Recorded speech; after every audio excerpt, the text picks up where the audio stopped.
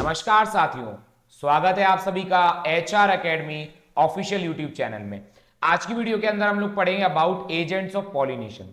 देखिए, हम previous video के अंदर भी डिस्कस किए थे कि जो पॉलिनेशन है, पॉलिनेशन के लिए हमें कुछ ना कुछ एक्सटर्नल एजेंट्स की आवश्यकता इसलिए पड़ती है कि plants cannot move from one place to another place in search of opposite sex partner. That means there has to be some external agents in order to transfer the gametes. तो basically दोस्तों यहां पे दो तरह के agents होते हैं। सबसे पहला आपका यहां पे है आपका एबायोटिक एजेंट। एबायोटिक एजेंट में हम किसकी बात करते हैं? नॉन लिविंग एजेंट्स की, जिसमें आपके विंड और वाटर यानी हवा और पानी आ जाते हैं। अब बायोटिक एजेंट्स में मेनली आपके क्या आएंगे? एनिमल्स आ जाते हैं। अब जो ज्यादातर प्लांट्स हैं इनमें जो पॉलिनेशन है वो बायोटिक एजेंट्स के द्वारा होता है। कुछ ही ऐसे पौधे होते हैं जिनके अंदर आपको क्या देखने को मिलेगा? पॉलिनेशन थ्रू एबायोटिक एजेंट्स और नॉन लिविंग एजेंट्स।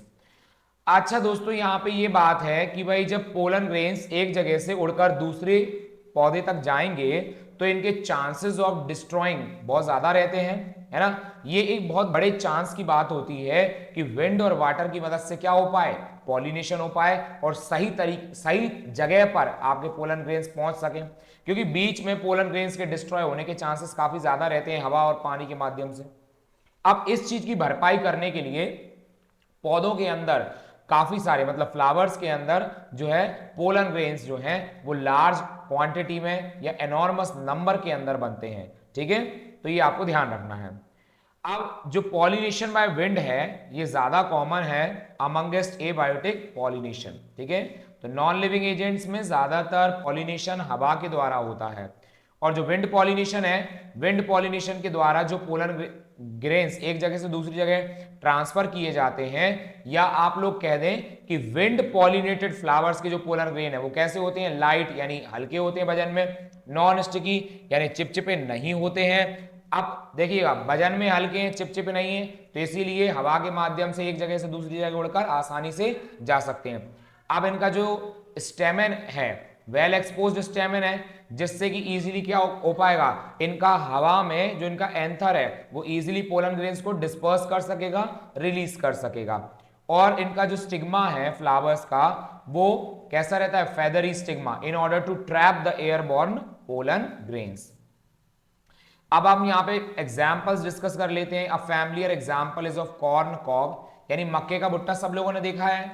उसमें जो टेसल्स दिखते हैं यानी जो सफेद सफेद रेसे से धागे जैसे निकले हुए दिखते हैं, actually they are nothing but what are they are stigma and style.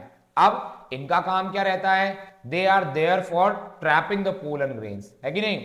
तो यहां पे आपको याद रखना है कि कॉर्न कॉब के अंदर यानी मक्के के भुट्टे के अंदर आपको क्या देखने को मिलेगा? विंड पॉलिनेशन देखने को मिलता है। और विंड पॉलिनेशन जनरली कॉमन है किसमें? ग्रासेस के अंदर। ठीक है, आते हैं आगे। देखिएगा, ये डायग्राम आपका एनसीईआरटी में दिया गया है। It is a wind pollinated plant which is showing compact inflorescence and well exposed stamen. देखिए, वेल एक्सपोज्ड स्टेमेन शो किया गया है, और डायग्राम आप देख पा रहे हैं पूरा मैग्नीफाई करके शो किया गया है। आ जाते हैं, अगर हम पॉलिनेशन बाय वाटर की बात करें तो ये बहुत रेयर है, और जनरली आपके 30 जेनेरा है ना, मतलब 30 जीनस के अंदर आपको देखने को मिल जाएगा, मोस्टली मोनोकॉटिलेडन मोनोकॉट प्लांट्स के अंदर। देखिए, जब हम क्लासिफिकेशन पढ़ते हैं दोस्तों, प्लांट्स का जब क्लासिफिकेशन पढ़ोगे तो कैसे करते हैं? सबसे पहले आपका आ जाएगा किंगडम। ठीक है, सबसे पहले हमारा आ जाता है किंगडम, किंगडम के बाद आ जाता है डिवीजन। याद रखना कि जो डिवीजन है ये प्लांट्स के लिए यूज किया जाता है और फाइलम एनिमल्स के लिए। तो सबसे पहले आ गया किंगडम, फिर डिवीजन, फिर क्लास, फिर ऑर्डर, फिर फैमिली, फिर जीनस, और एट लास्ट आपकी आ जाती है क्या? स्पीशीज। तो ये जो है बायोलॉजिकल क्लासिफिकेशन करने के लिए इन चीजों का हम यूज करते हैं। तो यहां पे कहा जा रहा है कि जो पानी के माध्यम से जो पॉलिनेशन होता है ये आपके लगभग 30 जीनस के अंदर देखने को मिलता है, वो भी मोनोकॉटिलेडोनस प्लांट्स के अंदर। ठीक है, अगर यहां पे हम बात कर लें कि लोअर प्लांट्स के अंदर जो वाटर है, लोअर प्लांट्स यानी जैसे आपके एल्गी, ब्रायोफाइट, टेरिडोफाइट, इनके अंदर तो क्या है, पॉलिनेशन बेसिकली किसकी वजह से होगा, सिर्फ और सिर्फ पानी के माध्यम से, क्योंकि कहीं ना कहीं they are dependent on water for the pollination. लिखा हुआ है, ऐसा माना जाता है कि ब्रायोफाइट और टेरिडोफाइट्स, ठीक है, जनरली कहां पर देखने को मिलेंगे, जहां पर वाटर सोर्सेस पास में ही हो, है ना, because water is required for the transfer of the male gametes and for the fertilisation process. अब आपको कुछ वाटर पॉलिनेटेड प्लांट्स के एग्जांपल्स याद रखने हैं, बहुत बहुत इंपॉर्टेंट है दोस्तों। वेलिसिनेरिया एंड हाइड्रिला, क्या है एग्जांपल्स, वेलिसिनेरिया एंड हाइड्रिला। इन दोनों के अंदर आपको क्या देखने को मिलेगा, वाटर पॉलिनेशन, और दोनों के दोनों कैसे हैं, फ्रेश वाटर प्लांट्स हैं। अब कुछ मेराइन ग्रासेस, मेराइन सी ग्रासेस यानी समुद्री घास है, जैसे कि आपका जोस्ट्रा है, जोस्ट्रा के अंदर क्या देखने को मिलता है, वाटर पॉलिनेशन। दोस्तों not all aquatic plant use water for pollination, जरूरी नहीं है कि जो पौधे पानी में उग रहे हैं उनके अंदर आपका पॉलिनेशन सिर्फ और सिर्फ पानी से होगा, ऐसा बिल्कुल भी नहीं है। तो इसको प्रूफ करने के लिए यहाँ दो एग्जाम्पल दिए गए हैं। देखिए एक है वाटर हाइसिंथ, दूसरा है वाटर लिली। देखिए वाटर हाइसिंथ को आइकॉर्निया क्रिस्पिस या टेरर ऑफ बंगाल के नाम से जाना जाता है। एक्चुअली ये एक एक्वेटिक बीड है, ये एक खरपतवार है जो कि पानी में उगती है, और बंगाल की खाड़ियों में ये बहुत तेजी से प्रपोगेट की, है ना, बहुत तेजी से ग्रो किया इसने, जिससे क्या हुआ कि वाटर के अंदर जितना भी ऑक्सीजन था पूरा इसने ड्रेन आउट कर लिया। अब इसकी वजह से क्या हुआ, जो एक्वेटिक ऑर्गेनिजम्स थे they died because of suffocation, है कि नहीं। तो यहां पे आपको पॉइंट आउट करना है कि वाटर हाइसिंथ और वाटर लिली के अंदर जो फ्लावर्स हैं, है ना, ये कहां तक आ जाते हैं, they reach up to the level of water, पानी की सतह तक आ जाते हैं, और इनमें जो पॉलिनेशन है वो इंसेक्ट और विंड के माध्यम से देखने को मिलता है, याद रखना है। तो अगर आपसे कोई पूछे कि वाटर हाइसिंथ और वाटर लिली में किसकी मदद से पॉलिनेशन होता है, तो इंसेक्ट और विंड की मदद से। अब अगर हम वेलिसिनेरिया की बात करें, स्पेशली वेलिसिनेरिया पे डिस्कशन करें, तो वेलिसिनेरिया में जो फीमेल फ्लावर है दोस्तों, ये कहां पर पहुंच जाता है, वाटर के सरफेस पे पहुंच जाएगा। अब जो मेल फ्लावर्स हैं या हम कहते हैं पोलन ग्रेन्स हैं, ये पानी के सरफेस पर रिलीज हो जाते हैं, फिर पानी की मदद से ये पोलन ग्रेन्स कहां पहुंच जाते हैं, फीमेल फ्लावर्स तक पहुंचेंगे, है ना, और आपके फाइनली स्टिग्मा तक पहुंच जाएंगे। अब क्या होगा, यहां पे साथ ही में लिखा हुआ है पॉलिनेशन हो जाएगा इस तरीके से, और यहां पे इन लोगों ने मेंशन किया है कि in another group of plants water pollinated plant, जैसे कि सी ग्रास हो गया, समुद्री घास, female flower remain submerged in water. देखिए वेलिसिनेरिया में तो क्या था कि फूल कहां पहुंच रहा है, पानी की सतह तक पहुंच गया, और आपके जो मेल गैमेट्स हैं या पोलन ग्रेन्स हैं वो पानी पे रिलीज हो गए और कहां पहुंच गए, स्टिग्मा तक। लेकिन यहाँ पे ये बताया गया है कि कुछ वाटर पॉलिनेटेड प्लांट्स के अंदर, जैसे समुद्री घास के अंदर जो फीमेल फ्लावर है वो पानी में डूबा रहता है ना, and the pollen grains these are released in the water. देखिए ये जो डायग्राम है, ये आपको डायग्राम बनाया गया है वेलिसिनेरिया का, एनसीईआरटी का डायग्राम है, आप देख लीजिएगा इसको। अब कुछ फ्लावर्स के अंदर जो कुछ वाटर पॉलिनेटेड प्लांट्स के अंदर जो पोलन ग्रेन है वो पानी में रिलीज होंगे अंदर। तो pollen grains in many such species, मतलब इनके जो वाटर पॉलिनेटेड फ्लावर्स हैं इनके पोलन ग्रेन्स कैसे हैं, लॉन्ग होते हैं, लंबे होते हैं, रिबन लाइक होते हैं, और इजीली पानी की मदद से एक जगह से दूसरी जगह जा सकते हैं। अब इनमें से क्या होगा कि कुछ आपके डायरेक्टली कहां पहुंच जाएंगे, आपके सडनली कहां पहुंच जाएंगे, बाई चांस कहां पहुंच जाते हैं, स्टिग्मा तक पहुंच जाएंगे और पॉलिनेशन करवा देते हैं। ज्यादातर वाटर पॉलिनेटेड स्पीशीज के अंदर जो पोलन ग्रेन्स होते हैं वो प्रोटेक्टेड रहते हैं एक म्यूसिलेजिनस कवरिंग से। क्यों, क्योंकि गीले होकर खराब हो सकते हैं ना ये पोलन ग्रेन। तो जो आपके वाटर पॉलिनेटेड प्लांट्स हैं इनके पोलन ग्रेन्स को प्रोटेक्शन देने का काम कौन करता है, म्यूसिलेजिनस कवरिंग।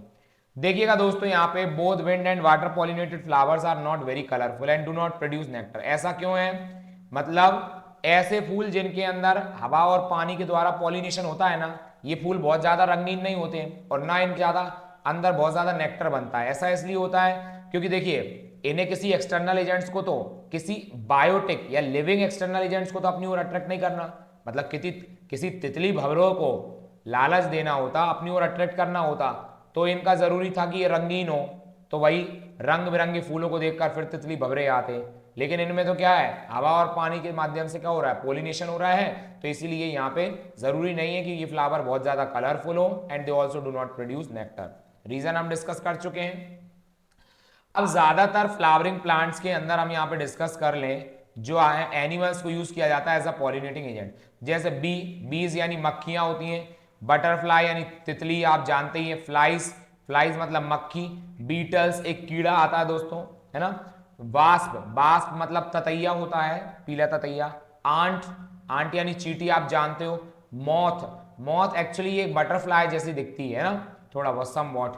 बर्ड्स में आपकी सनबर्ड आ जाएगी, हमिंग बर्ड आ जाएगी। हमिंग बर्ड आपने देखा होगा, जो लोग गांव से हैं, हैंडपंप के ऊपर जो चिड़िया बैठी रहती है छोटी सी, वो हमिंग बर्ड होती है जनरली, ठीक है।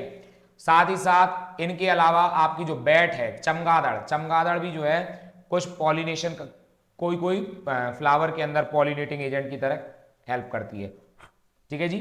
अब देखना यहां पे लिखा हुआ है कि एनिमल्स में अगर हम बात करें तो एनिमल्स में जो इंसेक्ट्स हैं, पर्टिकुलरली बीज यानी मक्खियां, ये जो हैं these are the dominant biotic pollinating agent, okay. अब अगर हम लार्जर एनिमल्स की बात कर लें, जैसे लीमर है ना, लंगूर, ट्री ड्वेलिंग है, ट्री ड्वेलिंग रोडेंट का मतलब क्या होता है, जैसे आपका ये चूहा, छछुंदर, ये सब रोडेंट्स में जाते हैं। और रेप्टाइल्स जैसे गिको लिजार्ड या गार्डन लिजार्ड, ये भी आपके एज अ लिविंग या बायोटिक पॉलिनेटिंग एजेंट की तरह काम करते हैं। Have also been reported as a pollinator in some species. दोस्तों ऐसा देखा जाता है कि often flowers of animal pollinated plant these are specially adapted for a particular species of animals. मतलब यहाँ पे ऐसा डिसाइडेड रहता है, जैसे फ्लावर ने अपने आप के अंदर एक अडेप्टेशन बना रखी है कि वो पर्टिकुलरली आपके हनी बी से पोलिनेट होगा या पर्टिकुलरली आपके बैट से पोलिनेटेड होगा, ये सब डिसाइडेड है। अब देखना ज्यादातर जो इंसेक्ट पॉलिनेटेड फ्लावर्स हैं वो कैसे होते हैं, बड़े होते हैं साइज में, ठीक है, लार्ज हैं, कलरफुल है, रंगीन है, फ्रेगनेंट यानी सुगंध आती है इनमें से, और रिच इन नेक्टर। देखिए अगर आपकी मधुमक्खी के द्वारा पॉलिनेशन होना है इनके अंदर, तो फूल बड़े होना चाहिए जिससे दूर से तितली भंवरे को दिख जाए, रंगीन होना चाहिए, सुगंधित होना चाहिए, और नेक्टर होना चाहिए जिससे कि वो नेक्टर सक करें और अपना हनी बना पाए, ठीक है। जब दोस्तों जो फूल हैं वो छोटे छोटे होते हैं, तो ज्यादातर जो फूल्स हैं ये क्लस्टर में, एक गुच्छे में मौजूद रहते हैं, जिससे कि इजीली फ्लावर्स कैसे हो, विजिबल हो जाएं। अब जो एनिमल्स हैं these are attracted to flower by their colour and और फ्रेगनेंस। सही है, कुछ तो लालच होना चाहिए इनका। अब जो फ्लावर्स हैं, the flowers which are pollinated by flies and beetles these secrete foul odour. देखिए दोस्तों ऐसे फूल जिनके अंदर मक्खी और आपके कीड़े के द्वारा पॉलिनेशन होता है, ऐसे फूलों में से दुर्गंध आती है, फाउल ओडियोर यानी दुर्गंध। क्यों? क्योंकि ये जो दुर्गंध है ये अट्रैक्ट करती है मक्खियों को और बीटल्स को। अब कि भाई आपका जो एनिमल है लगातार after a certain interval of time जो है फूल पर आते रहे, तो जरूरी है ना कुछ फ्लोरल रिवॉर्ड देना पड़ेगा, कुछ उपहार देना पड़ेगा इन्हें, जब तो क्या आएंगे आपके ये तितली भंवरों का फूल पर लगातार आना जाना लगा रहेगा। तो यूजुअली फ्लोरल रिवॉर्ड्स क्या होते हैं दोस्तों, एक तो नेक्टर दे दिया आपने उनको सक करने के लिए, और दूसरे पोलन ग्रेन्स दे दिए जो कि न्यूट्रिशन में रिच हैं। तो यहाँ पे लिखा है भाई अपना रिवॉर्ड पाने के लिए जो एनिमल्स हैं वो लगातार फ्लावर के कांटेक्ट में आएंगे, फ्लावर के एंथर के कांटेक्ट में आएंगे, स्टिग्मा के कांटेक्ट में आएंगे। तो जब आपके एंथर के कांटेक्ट में आएंगे तो पोलन ग्रेन्स अटैच हो जाएंगे इनकी बॉडी से। अब ये जो पोलन ग्रेन्स चिपके हुए फ्लावर्स मतलब इंसेक्ट जब स्टिग्मा के कांटेक्ट में आएंगे तो वहां पे पोलन ग्रेन पहुंचा देंगे और पॉलिनेशन करने में हेल्प करेंगे। अच्छा हम यहाँ पे बात कर ले रहे हैं फ्लोरल रिवॉर्ड्स की। तो कुछ फ्लावरिंग प्लांट्स के अंदर ये क्या है, फ्लोरल रिवॉर्ड किस रूप में दिया जा रहा है कि safe places to lay egg. देखिए जरूरी नहीं है कि आपका ये नेक्टर और पोलन ग्रेन ही फ्लोरल रिवॉर्ड हो सकता है किसी स्पीशीज में ऐसा हो कि जो इंसेक्ट वगैरह है उसको अंडे देने के लिए एक सुरक्षित जगह मिल जाए फूल में, सही है ना, तो वो उसका स्वार्थ हो जाएगा और इन टर्न फ्लावर का क्या हो जाएगा, पॉलिनेशन हो जाएगा। यहां पे आपको एक एग्जांपल याद रखना है, एमोर्फोफेलस। ये कैसा है दोस्तों, टॉलेस्ट फ्लावर है, ठीक है जी। Amorphophallus is the tallest flower और इसकी हाइट कितनी होती है, 6 फीट हाइट है, ठीक है। कुछ इसी तरीके का एक रिलेशनशिप हमें देखने को मिल जाता है स्पीशीज ऑफ मोथ और यूका प्लांट के बीच में, जहां पर जो है आपका मोथ और एलिफेंट सॉरी मोथ और जो प्लांट है ये एक दूसरे के बिना अपनी लाइफ साइकिल कंप्लीट नहीं कर पाते। देखिए सिम्बायोटिक एसोसिएशन के बारे में आई होप सो आप सबने सुना ही होगा। दोस्तों सिम्बायोटिक एसोसिएशन एक ऐसा रिलेशनशिप होता है जिसमें दोनों पार्टनर्स का क्या हो, म्यूचुअल बेनिफिट हो, यानी दोनों पार्टनर्स का फायदा हो और एक दूसरे के बिना ये रह ना पाए। जैसे आप जानते हैं लाइकेन एंड लाइकेन एक सिम्बायोटिक एसोसिएशन है बिटवीन एल्गी एंड फंजाई, सही है ना। अब एल्गी क्या करती है, खाना बनाती है फंगस के लिए, और फंगस क्या करती है, रहने को जगह देती है किसको, एल्गी को। अब यही वाली बात है यहाँ पे इन्होंने बोल दिया कि जो मोथ है अपने अंडे दे देती है किसके अंदर, यूका प्लांट की ओवेरी के अंदर। तो इस तरह से चलता है। अब यहाँ पे एक एक्टिविटी दी हुई है कि आप ऐसा कर सकते हैं, cucumber, mango, people, coriander, papaya, onion, लोबिया, कॉटन, टोबैको, रोज, लेमन, यूकलिप्टस, बनाना, इन सब के जो है फ्लावर्स को आप अलग अलग टाइम पर ऑब्जर्व करिए और देखिए कि इन पे कौन कौन से एनिमल्स, कौन कौन से इंसेक्ट्स आके विजिट करते हैं, वर्ड विजिट करते हैं अलग अलग समय पर, ठीक है। और फिर आप ध्यान से देखिएगा कि उस फ्लावर के बीच में या उस एनिमल विजिटर के बीच में कोई रिलेशनशिप है या नहीं है, क्योंकि क्या वो पॉलिनेशन करा पा रहा है या नहीं करा पा रहा। अब बहुत सारे क्या होते भाई, बहुत सारे ऐसे इंसेक्ट या ऐसे एनिमल्स होते हैं जो कि मतलब बिना पॉलिनेशन कराए आपका क्या खा जाते हैं, पोलन ग्रेन्स कंज्यूम कर जाएंगे और नेक्टर सक कर जाते हैं। ऐसे इंसेक्ट या ऐसे फ्लोरल विजिटर्स को हम पोलन और नेक्टर रॉबर कहते हैं, चोर कहते हैं, ठीक है जी। तो आप हो सकता है इस एक्टिविटी को एंजॉय करें, ठीक है। आई होप सो दोस्तों आज की वीडियो के अंदर जो भी हमने पढ़ा एक्सटर्नल एजेंट्स ऑफ पॉलिनेशन आप सभी को अच्छे से समझ में आया होगा। तो बने रहिए इसी तरीके से HR academy official YouTube channel के साथ। एक बार फिर से मिलते हैं एक नई वीडियो के साथ, जब तक के लिए धन्यवाद।